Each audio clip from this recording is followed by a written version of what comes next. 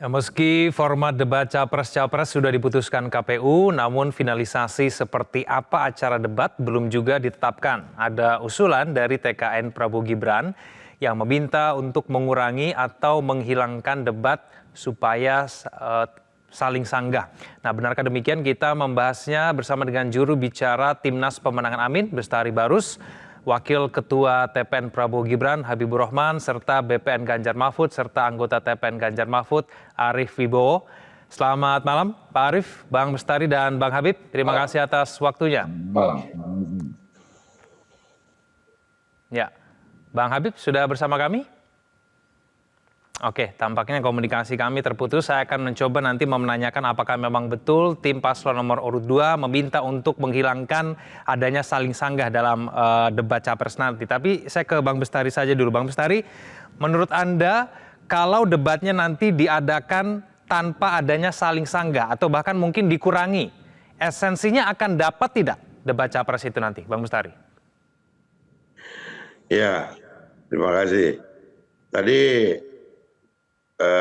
terdengar Bung Habibur Rahman itu berteriak nggak benar gitu. Mudah-mudahan seperti itu. Karena kalau di beberapa stasiun televisi kemarin itu kekeh benar kok bahwa jubir daripada tim paslon nomor 2 itu mengatakan, wah enggak, kami siap. Mas Gibran siap, itu artinya kalau semua sudah menyatakan siap, ini sebetulnya yang bermasalah ini KPU-nya gitu. Ngapain orang semua tim udah siap kok? Ngapain juga pakai iseng-iseng amat menggaung-gaungkan nanti nggak ada debat cawapres lah. Malah dia sebetulnya yang membuat KPU-nya jadi memancing kericuhan gitu. Orang kita semuanya sepakat.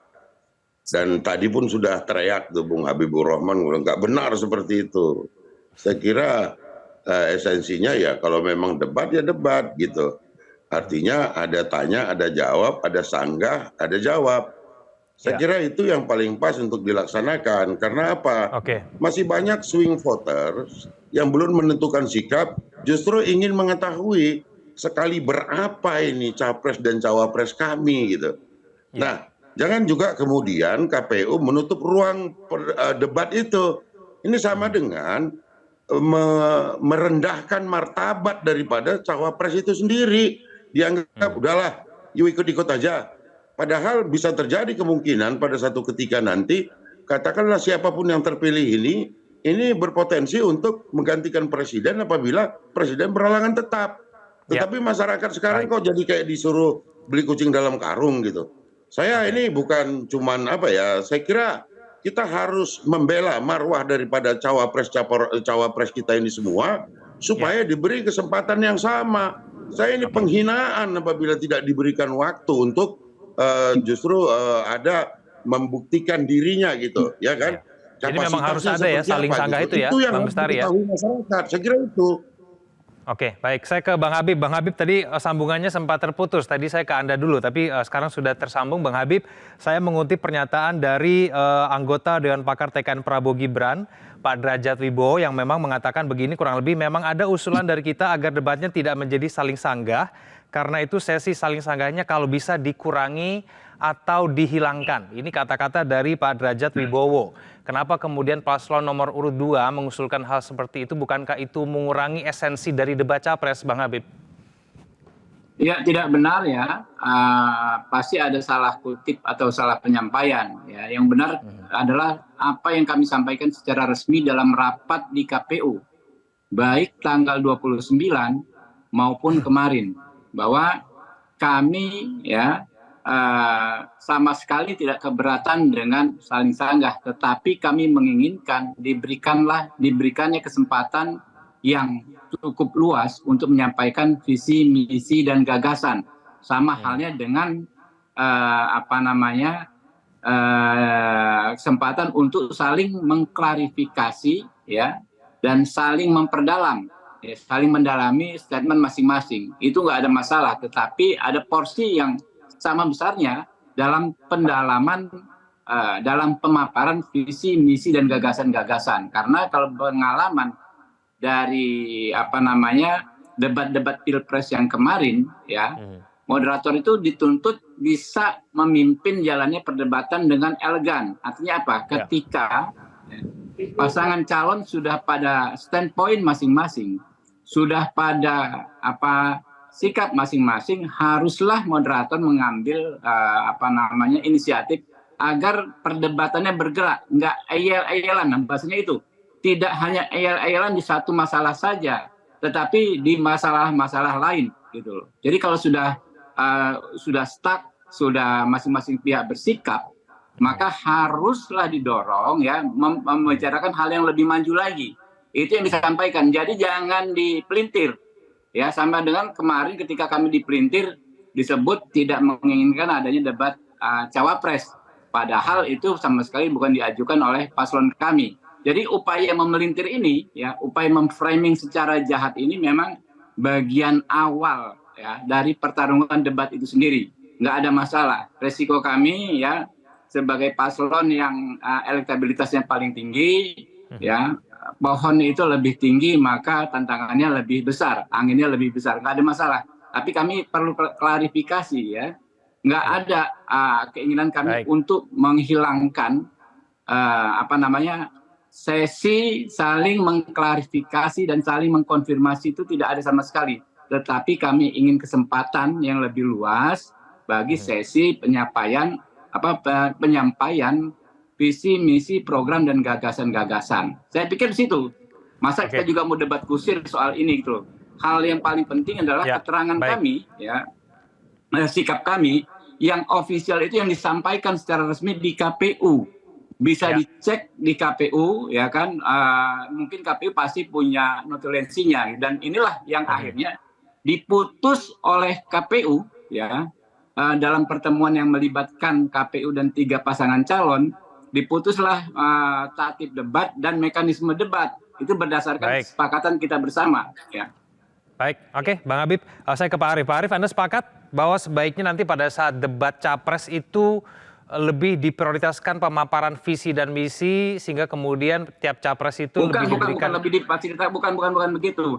Diberikan kesempatan yang sama, ya. Baik. Penyampaian visi, misi dan gagasan dan saling mendalami tersebut. Oke, Pak Arief, Anda sepakat dengan pernyataan Bang Habib? Ya, jadi begini, intinya yang didorong di dalam melakukan perdebatan ini, sebagaimana yang diatur Undang-Undang Pasal 277 ayat 1 serta penjelasannya dan Peraturan Komisi Pemilihan Umum nomor 15 tahun 2023 Pasal 50 ya ayat 1 itu sudah jelas bahwa 3 kali debat antar calon presiden dan 2 kali debat antar calon wakil presiden.